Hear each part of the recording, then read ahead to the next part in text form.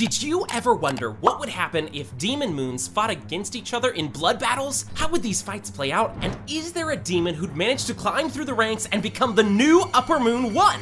Well, after researching and rereading manga many times, I figured out exactly what would happen, and some of these outcomes you are definitely not expecting. For example, check out this battle where Gyutaro and Daki fight against Gyoko. Judging by the rank of the demons, it is logical to think that Gyoko would win here since he has a higher rank. However, it's not that straightforward, and it'd actually be really hard for Gyoko to win this one. Gyutaro and Daki are the only Upper Moons that fight together, which would already make it pretty hard for Gyoko as he'd have to keep track of 2 opponents simultaneously. Moreover, the strength difference between Gyutaro and Gyoko doesn't seem to be that big, as both demons dominated their fights against Hashira and only lost due to Demon Slayer marks. During the Upper Moon meeting, even Muzan stated that Gyutaro would be a higher rank if Daki wasn't holding him back, meaning that he might even be stronger than Gyoko in Muzan's eyes. However, the most significant advantage the siblings have over the Upper Moon 5 is that both of them have to be decapitated simultaneously, which would be pretty much impossible for Gyoko to do alone. So if they play their cards right, Gyutaro and Daki should be able to defeat Gyoko and take his spot as the new Upper Moon 5 demons. Okay, this fight turned out pretty interesting,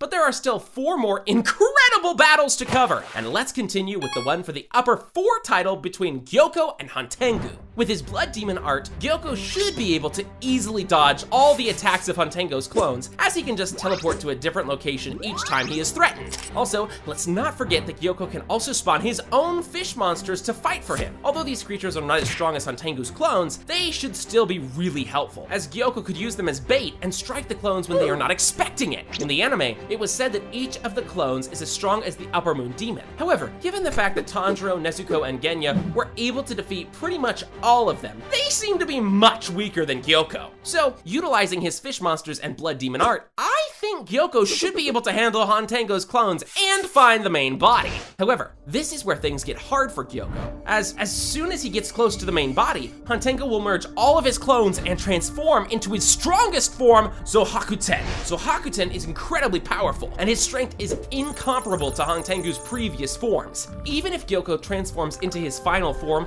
I just don't see a way he could contend against this monster. The only reason Tanjiro managed to kill the real body was because Mitsuri stayed behind to keep Zohakuten busy, and since Gyoko is all alone in this fight, there's just no way he'd be able to do it. Therefore, Hantengu would win this blood battle, maintaining his current rank. But now, the real challenge awaits him, as if he wants to progress further through the ranks, he'll have to face the current Upper Rank 3, Akaza. As the Upper Rank 3, Akaza is remarkably strong and a master of hand-to-hand combat, which, in combination with his Blood Demon art, makes him a highly formidable foe. During his life as a demon, Akaza has fought against and defeated numerous Hashiras without breaking a sweat. And during the last arc in the manga, he battled against both Tanjiro and Giyu, 2 marked demon slayers on equal footing. Based on this, Akaza would easily dominate Hantengu's clones, toying with them and swiftly taking them down. Due to Akaza's overwhelming strength, Hantengu would immediately be forced to transform into his strongest form, starting the real blood battle.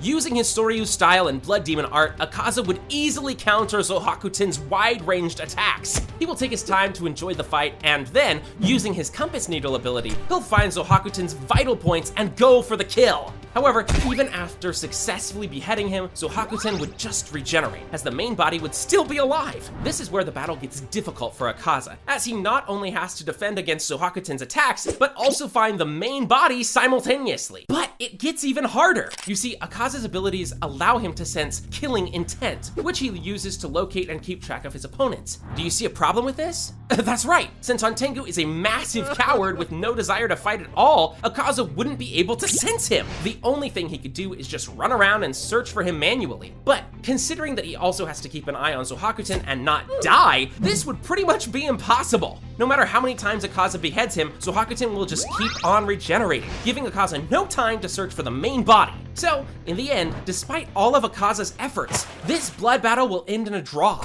Of course, this doesn't mean that Hantengu is on the same level of strength as Akaza, it's just that due to Hantengu's exceptional circumstances, it's very hard for one single opponent to defeat him. Anyway, since the battle ended in a draw, Akaza will still retain his Upper Moon 3 title.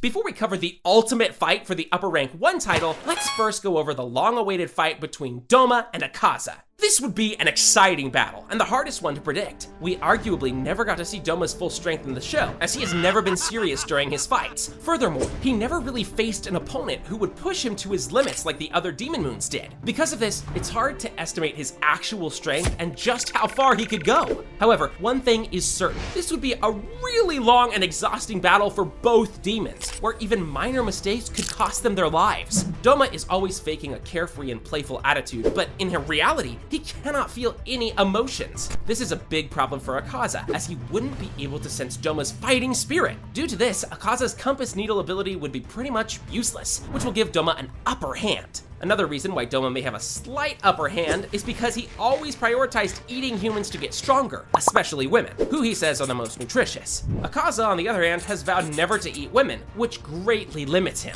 Another interesting thing is that both moons have completely opposite fighting styles. Akaza prefers close combat encounters due to his mastery of martial arts. At the same time, Doma is more comfortable at a long range, where he can safely use his abilities to deal lethal damage. Although it's pretty much impossible to guess the winner of this fight, based on all the things we have discussed so far, Doma seems to have higher chances of winning. A conversation that solidifies this happened in Season 3 when Kokushibo told Akaza that if he's unhappy with the current rankings, he can always request a battle with Doma and take his place. However, even after being offered this, Akaza didn't do it and instead angrily left the castle. I don't know about you guys, but to me, the whole conversation seemed like Akaza knew he wasn't as strong as Doma and needed to train more before challenging him. So, although this would probably be the hardest battle in Doma's life, he would eventually emerge victorious and keep his upper 2 ranking. And finally, the moment you've all been waiting for, it's time for the ultimate blood battle that will determine the holder of the upper rank 1 title, Doma versus Kokushibo. Kokushibo is the highest ranked demon amongst the 12 Kizuki, second only to the Demon King himself. Over his nearly 500-year-long life, Kokushibo has battled numerous demon slayers and killed multiple Hashiras. He has refined his skills to absolute perfection, mastering total concentration breathing and even the transparent world. Considering all this, you may think this would be an easy win for Kokushibo, but underestimating Doma would be a grave mistake, as he won't go down without a fight. Although Doma is much younger than Kokushibo, in a short period of time, he managed to surpass pretty much every demon and rise to the upper rank 2. Additionally, he was shown effortlessly defeating many Hashira-level fighters, such as Kunai, Inosuke, Kanao, and Shinobu. The battle between these two would be epic,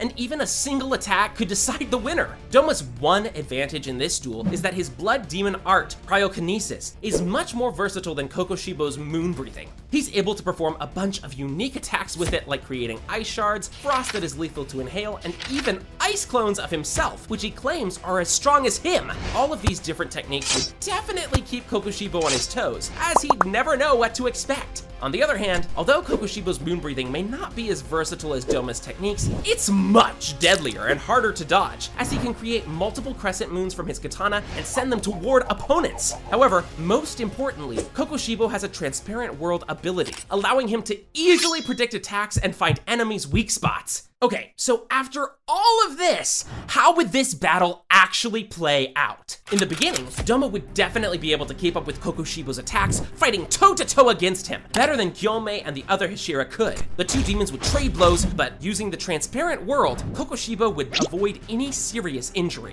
On the contrary, Doma would take a lot of serious damage, but due to his regenerative abilities, he'd quickly recover and continue fighting. Due to this, the battle would be extremely long, and although the power gap between the two is not that big, it's considerable enough for Kokushibo to eventually win here. Therefore, he'd keep his rank as the strongest demon moon ever. Click on this video next, where we covered 13 plot holes in Demon Slayer. Go on, click it.